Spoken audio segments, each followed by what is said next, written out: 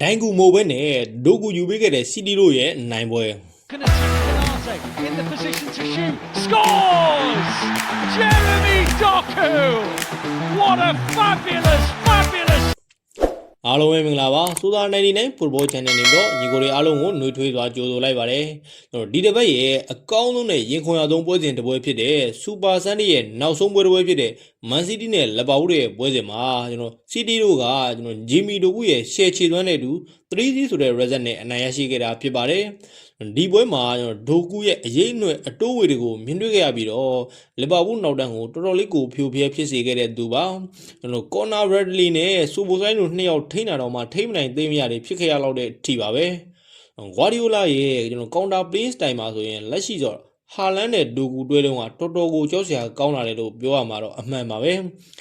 ဒိုကူရဲ့ dribbling နဲ့ speed ကိုအသုံးပြုပြီးကစားတဲ့ပုံစံကဂွာဒီယိုလာရဲ့ position play မှာဆိုရင်တိုင်ပက်ပြီးတော့အလုံးမဖြစ်ပေမဲ့လို့ဒီနေ့လို counter playing style နဲ့သာဆိုရင်တော့ good share ပါပဲဒါကိုအာဆင်နယ်နဲ့ပွဲတော်ကလည်းပြည်သက်တွေအားလုံးမြင်တွေ့ခဲ့ပြီးသားဖြစ်မှာပါဆိုတော့ဒီနေ့ပွဲမှာဒိုကူရဲ့အချက်လက်တွေကိုတစ်ချက်ပြန်ကြည့်ရရင်တဦးချင်းဖြတ်ကျော်မှုမှာဆိုရင်လည်း strategy တိရှိခဲ့ပါတယ်အခွင့်အရေးဖန်တီးမှုက3ချိန်ဂိုးဘောကန်သွင်းမှုကလည်း3ချိန်ရှိခဲ့ပြီးတော့တွန်းကိုတကူလည်းရရှိခဲ့တာဖြစ်ပါတယ်ဆိုတော့တော်တော်လေးကောင်းတဲ့ဒိုကူပါပဲ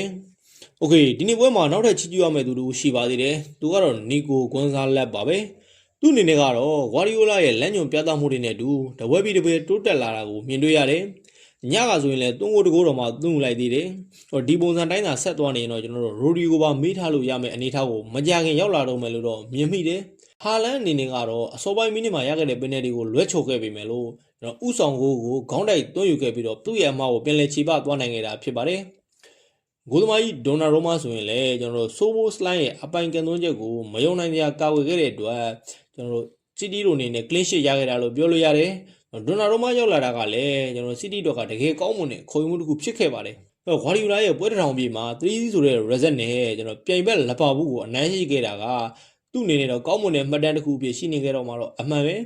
ဒီနေ့ရလက်ကကျွန်တော်စီတီအတွက်အဖိုးတန်တဲ့နိုင်ပွဲတစ်ပွဲဖြစ်ပြီးတော့သူတို့အနေနဲ့ချန်ပီယံဆုစိန်ခေါ်မဲ့သူတွေဖြစ်ကြောင်းကိုအာဆင်နယ်ကိုလည်းအချက်ပေးခေါင်းလောင်းထိုးလိုက်တာနဲ့အတူတူပါပဲအဲ့တော့ဒီနေ့ပွဲကဒိုင်ဂူရာမိုဘဲနဲ့ဒိုကူရဲ့ရှယ်ချီသွန်းတဲ့နိုင်ခဲ့တဲ့ပွဲလို့ပြောရင်ပုံမှန်ပါလိမ့်မယ်အဆုံးထိကြည့်ရှုပေးခဲ့တဲ့အတွက်ညီကိုတွေအားလုံးကိုကျေးဇူးတင်ပါတယ်